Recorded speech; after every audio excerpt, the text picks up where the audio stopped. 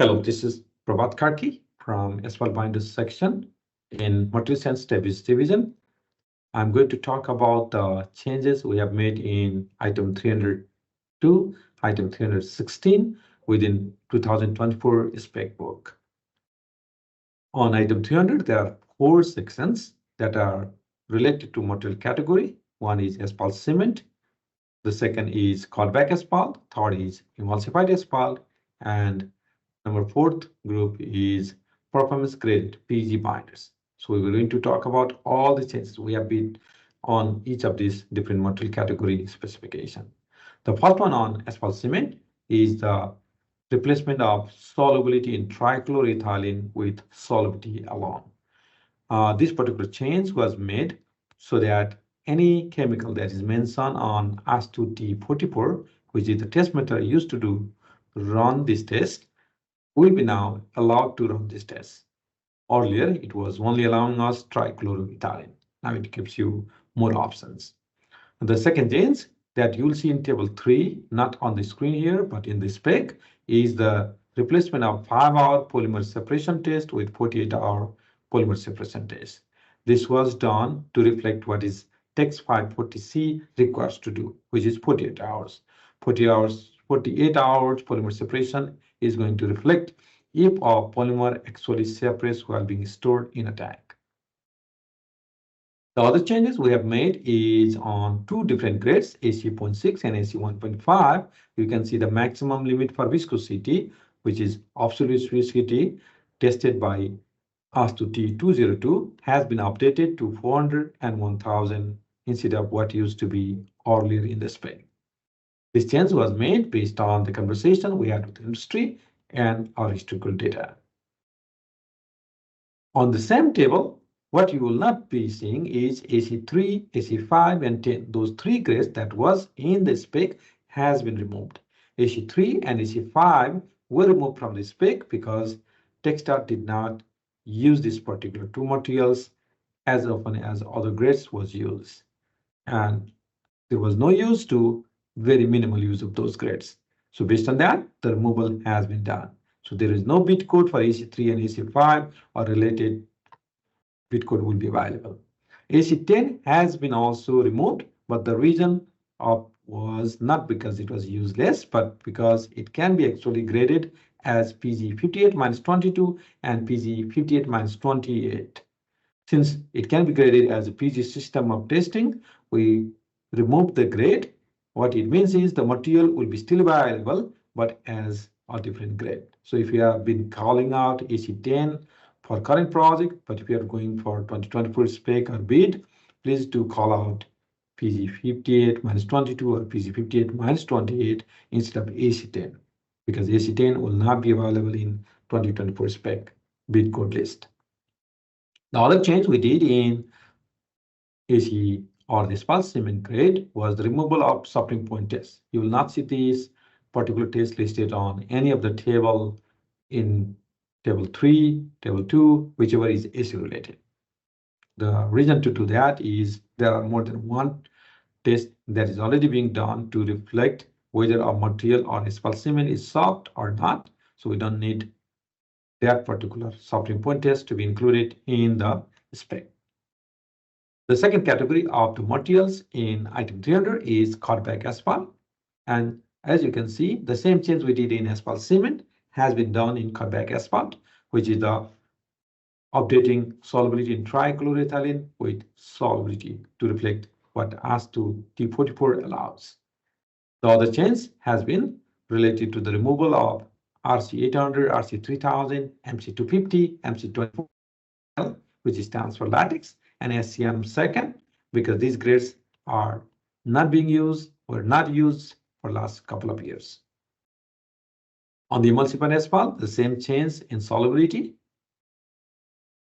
The second change that is done on emulsified asphalt is the minimum penetration limit for several grades on emulsion have been updated, have been made even lower than what is currently in this spec. This is to match what ASTM or AS2 has in the national standard. We have not changed the maximum limit. we have only changed the minimum limit, given wide range of material to be used, but not the maximum. The maximum limit was not changed because we want to control the softness. We want to have a bed binder. But in the minimum, we can have a little bit room to have more steeper binder to be used in emulsion production and use. The third change you can see has been done on the high yield emulsion FTR EMHY requirement, which is some of the addition of the tests such as cement mix, storage stability that were not in this particular grade previously, but have been added from 2020 spec. It is in line with what other emulsion grade also require. We have also removed the rejuvenating agent requirement.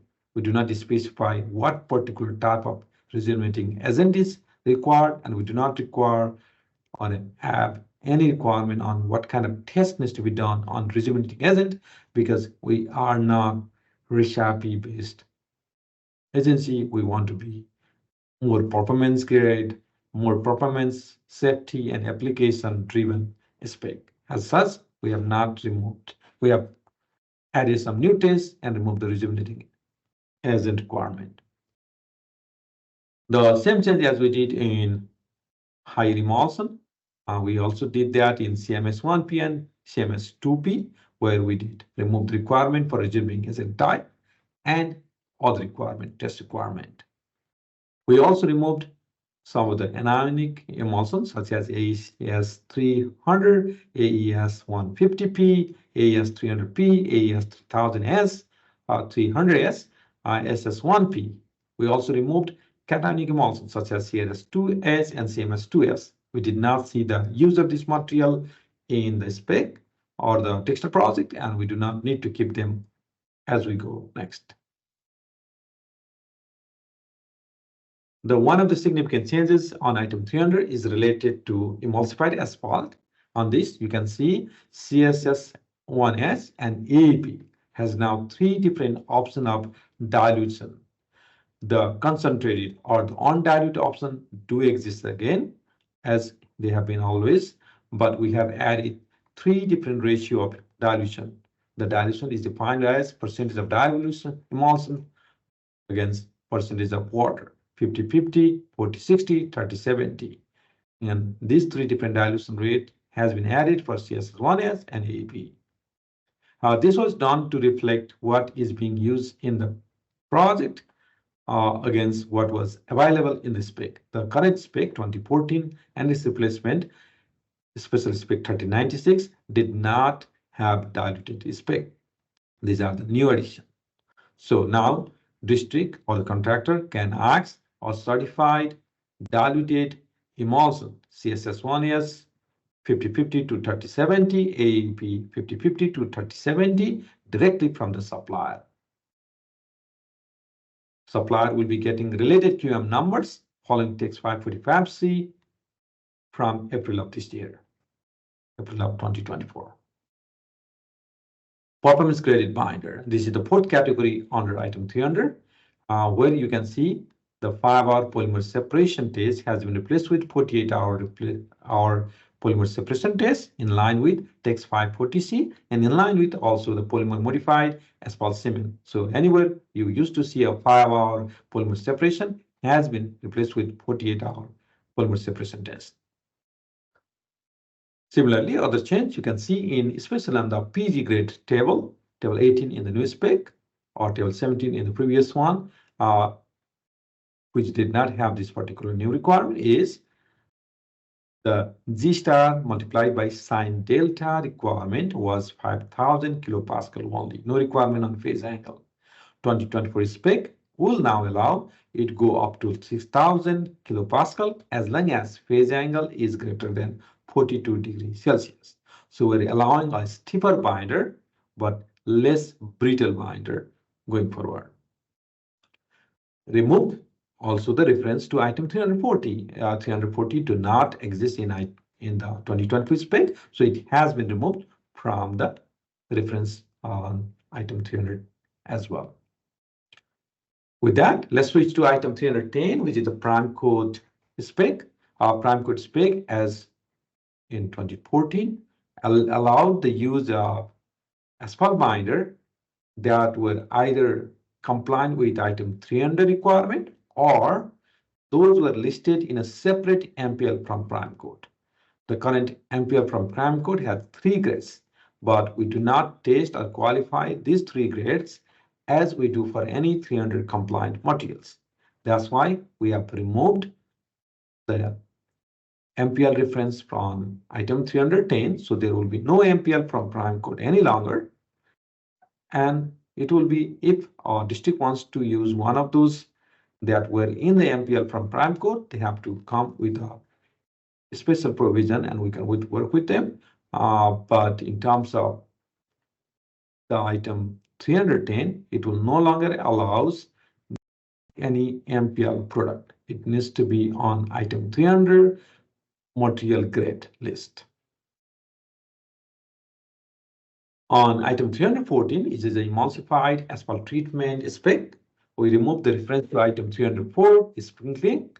We also redefine diluted emulsion as a percentage volume-based mixture of emulsion and water. You can see as highlighted, the definition has been changed or expanded. We also define how the treatment is measured in terms of payment, especially when it is diluted ratio. As you see in the measurement section, the treatment will be measured by the gallon of emulsion at the specified dilution ratio. The material will be also quantified at the applied temperature by strapping the tank before and after the load application. The quantity to measure for payment will be the difference between the beginning gallons and the final gallons. So that difference is what is going to be used, and that will be measured in gallons. Very similar to item 314 in item 316, 315, which is related to fog seal. We remove the reference for item 304.2 materials, which is basically reference to water. We redefine the diluted emulsion as a percentage volume-based mixture of emulsion and water as we did in item 314. So no change as you see in the highlights. No change in terms of relation to item 314, but change in terms of what was in the spec, by the way. Anyway, we redefine how the treatment is measured, very similar to item 314. The same language copy pasted here. The treatment is measured in gallons for diluted emulsion as well as the quantity will be measured and paid for the difference between the beginning gallons and the final gallons. So the difference between final and beginning gallons will be used to pay for emulsified asphalt used for fog seal. The last item in my list is item 316. On this item, which is related to seal coat, we have actually replaced the reference for item 340 to item 341 because item 341 already includes whatever is item 314 used to include. Similarly, we copy pasted the language from special provision, the current special provision 316.002 that was published in 2019 to section 4.8.5 of item 316 in 2024 spec. What it does do is the same sampling and testing SNT requirement that was in this special provision is now part of the main spec instead of residing as a separate special provision. So the sampling and the storage requirement do not change, it just became a part of the spec. The other two changes you can see on item 316, the first being the measurement of quantity or the aggregate quantity will be in cubic yard unless the general notes or the plans show otherwise. So if not shown other unit, cubic yard will be the default unit of measurement for aggregate quantity. Similarly, after the end of the project, the last change that we did was after the end of the project, if the engineer decide to ask a contractor to haul aggregates from one location to another or consolidate those stockpiles, that will be paid by force account work. So there is a separate item and separate unit to be paid when our engineer decide to ask the contractor to haul the remaining aggregates in a project. So with that, Any question on item 300 to 16, please reach out to me, Prabhat. I'm the section director for Asphalt Binder section, or you can reach out to any of other staff that is on the list here. But if you do not remember any of the name or the email, you can also email us at mtdasphaltengineering@txdot.gov. This email goes to all the 5 persons listed in this list, and one of us will be reaching back to you. Thank you very much for your audience.